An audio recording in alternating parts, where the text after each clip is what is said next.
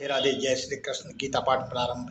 अब तक आपने देखा भगवान श्री कृष्ण ने श्लोक संख्या 29 में, अध्याय 3 के श्लोक संख्या 29 में बताया कि आप जो भी गुण और कर्मों से कर्तव्य करें उसको आसक्ति रहित होकर कर्म करें, आसक्ति रहित होकर कर्म करें, और जो आसक्ति सहित होकर कर्म करते हैं उनसे विचलित नहीं हो। ज्ञानी जन जो आसक्ति रहित होकर काम करते हैं वो किसी से विचलित नहीं होते, इसलिए अपने कर्मों को भगवान को अर्पण करके काम करो। और भगवान करें मयि सर्वाणि कर्माणि सान्यस्य आध्यात्म चेतसा, भगवान करें कि तू संपूर्ण कर्मों का जो भी तू कर्म करता है वो मेरे अर्पण करके, विवेकी बुद्धि के द्वारा मेरे अर्पण करके कर्म कर।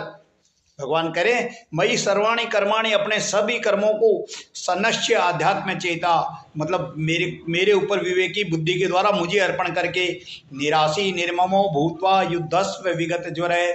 भगवान करें निराशी निर्मम, भगवान कामना रहित ममता रहित, निराशी निर्ममों का मतलब कामना रहित ममता रहित भूतवा होकर, ममता रहित और कामना रहित होकर, युद्धस्व विगत ज्वर, संताप रहित होकर युद्ध को कर।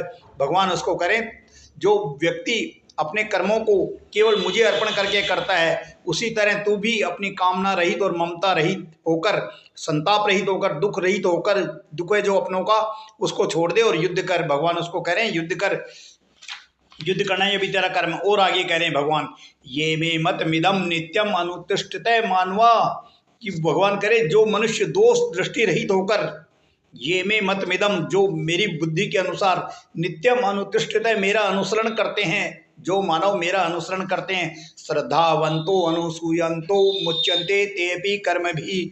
भगवान करें इस मत का, भगवान करें श्रद्धावंतो, श्रद्धा पूर्वक, अनुसूयंता, अनुसूयंता का मतलब दृष्टि रहित, दोष दृष्टि रहित होकर, जो भी आप कर्म करो उसमें दोष दृष्टि रहित होकर, मुच्यंते कर्म करो, जो दोष दृष्टि रहित होकर कर्म करता है वही सब कर्म बंधनों से मुक्त हो जाता है। मुच्यंते ते भी कर्म भी, भगवान करें वो सब बंधनों से मुक्त हो जाता है।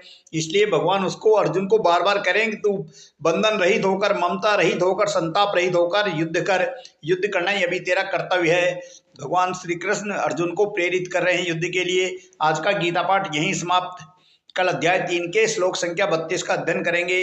मेरे इस गीता पाठ को अधिक से अधिक लाइक, सब्सक्राइब और फॉलो करें। धन्यवाद।